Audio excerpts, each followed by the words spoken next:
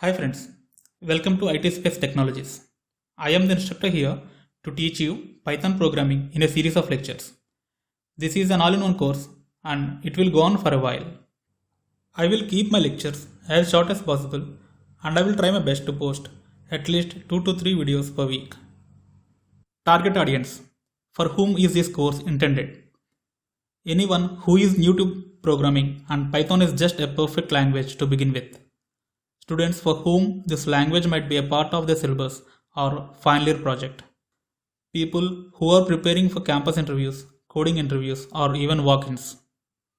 People who want to choose artificial intelligence, machine learning, deep learning, or data science as their career.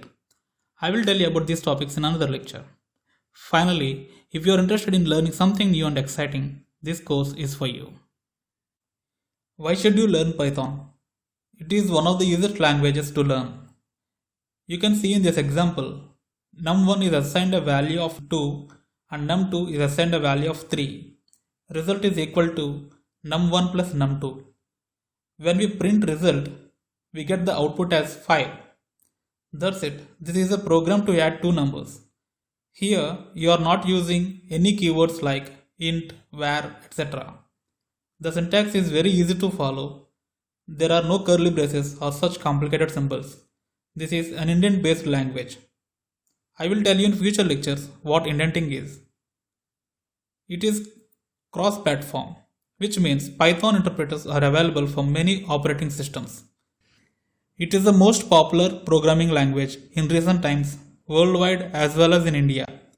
As per a recent study in Google Trends, it is shown that Python overtook Java. I am not saying that Python is better than Java, I mean it in terms of popularity.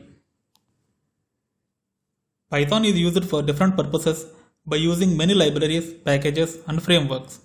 We will come to know about them in future lectures. For now, I am providing some examples for your understanding. We use frameworks like Django, Flask for web development. There are many popular websites that are powered using Python frameworks such as Mozilla, Reddit, Spotify, etc. Python libraries like NumPy, Pandas, Matplotlib are popularly used in data science. Scikit-learn, TensorFlow are Python libraries used in machine learning and artificial intelligence. WX widgets, PyLatex are Python libraries used to build equations, graphical user interfaces, or desktop applications. We also have Python frameworks like Kiwi and Beware to build cross-platform web and mobile applications. There are no boundaries to Python. It is simple yet very powerful language. There is a large online community of Python users and experts that is particularly helpful for new Python programmers. In addition to being a programming language, Python is also a scripting language.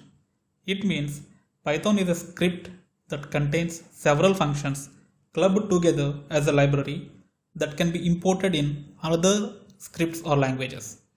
For example, Python library supports many internet protocols, HTML, XML, JSON, and email processing, etc.